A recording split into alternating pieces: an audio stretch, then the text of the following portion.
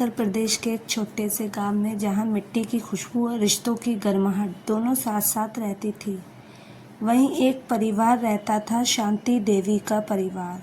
शांति देवी लगभग 8 साल की थी। उनके पिता का देहांत कई साल पहले हो चुका था। उन्होंने केवल ही अपने बेटे राजेश को पाल पोस कर बड़ा किया था। राजेश शहर में नौकरी करता था और कुछ साल पहले उसकी शादी पूजा से हुई थी। शुरुआत में सब कुछ ठीक था। पूजा पढ़ी लिखी और आधुनिक सोच वाली लड़की थी। गांव के माहौल में ढलने की कोशिश कर रही थी, लेकिन उनके अंदर कहीं ना कहीं शहर की ज़िंदगी की आदतें और उम्मीदें बनी हुई थी।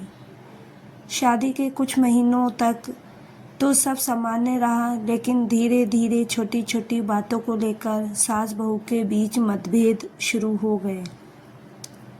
शांति देवी पुराने विचारों वाली थी। उन्हें लगता था कि बहू को सुबह जल्दी उठना चाहिए, घर का सारा काम संभालना चाहिए और बड़ों की हर बात माननी चाहिए।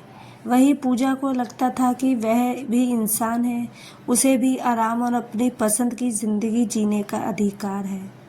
शुरुआत में यह मतभेद सिर्फ बहस तक सीमित थे, लेकिन समय के साथ यह कड़वाहट में बदलने लगे।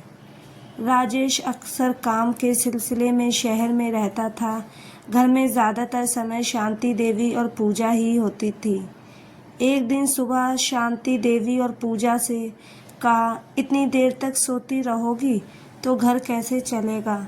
पूजा ने थके हुए स्वर में जवाब दिया, माँ जी, मैं रात को देर तक काम करती हूँ, थोड़ा आराम भी ज़रूरी है। यह बात शांति देवी को अच्छी नहीं लगी। उन्होंने इसे बहू की बदतमीजी समझा। धीरे धीरे पूजा का व्यवहार बदलने लगा। वह शांति देवी से कटकर रहने लगी। कई बार वह जानबूझकर उनकी बातों को अनदेखा करती, लेकिन बात यहीं तक नहीं रुकी। जब पूजा ने उन्हें ताने मारना शुरू कर दिए, आपके ज़माने के तरीके अब नहीं चलते, हर बात में टोकना आपकी आदत है। शांति देवी चुपचाप यह सब सहती रही।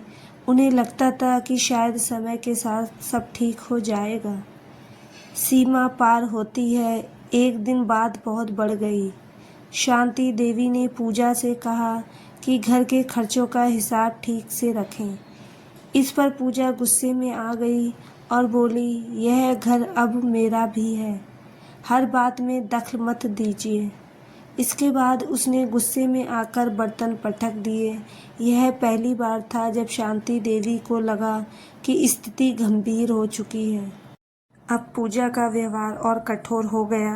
वह शांति देवी से ठीक से बात नहीं करती, उन्हें नज़रअंदाज करती और कई बार उनके खाने पीने का भी ध्यान नहीं रखती। शांति देवी दिन भर घर में अकेली बैठी रहती।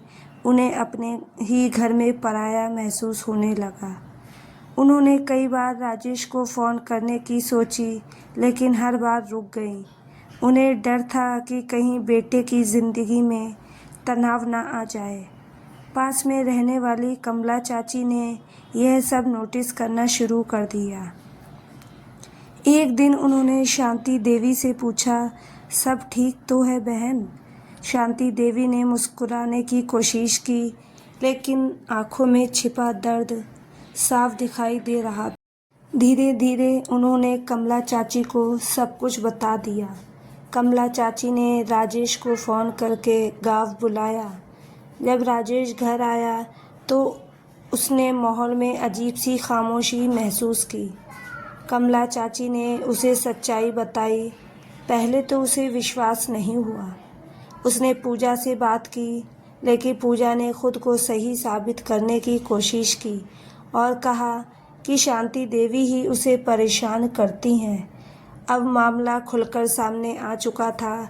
राजेश ने दोनों को बैठाकर बात करने की कोशिश की। शांति देवी ने पहली बार अपने दिल की बात कही, मैंने तुम्हें कभी बेटी से कम नहीं समझा, लेकिन तुमने मुझे माँ समझा ही नहीं। पूजा कुछ देर चुप। धीरे धीरे के दौरान पूजा को एहसास हुआ कि उसके व्यवहार ने स्थिति को कितना ख़राब कर दिया है। उसे महसूस हुआ कि वह अपने गुस्से और असंतोष को गलत तरीके से व्यक्त कर रही थी। उसकी अपनी भी कुछ परेशानियां थीं, शहर छोड़कर गांव में रहना, नई जिम्मेदारियां और अपने सपनों का अधूरा रह जाना। लेकिन उसने इन सब का गुस्सा शांति देवी पर निकालना शुरू कर दिया था। पूजा ने धीरे से कहा, माँ जी मुझसे गलती हो गई। यह सुनकर शांति देवी की आंखों में आंसू आ गए। राजेश ने दोनों का हाथ पकड़कर कहा, हम सब मिलकर इसे ठीक करेंगे।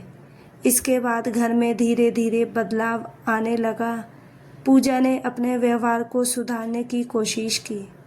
उसने शांति देवी का ध्यान रखना शुरू किया। वहीं शांति देवी ने भी पूजा को समझने की कोशिश की और उसे थोड़ा स्पेस देना शुरू किया। तो दोस्तों, इस कहानी को लेकर आपकी क्या राय है, कमेंट बॉक्स में ज़रूर बताएं। और अगर आपको हमारी आज की कहानी अच्छी लगी हो तो प्लीज़ लाइक ज़रूर करें। अगर आपने अभी तक हमारे चैनल को सब्सक्राइब नहीं किया है तो ज़रूर कर लीजिए। तो मिलते हैं ऐसी ही एक और मोटिवेशनल कहानी के साथ। थैंक यू सो मच दोस्तों।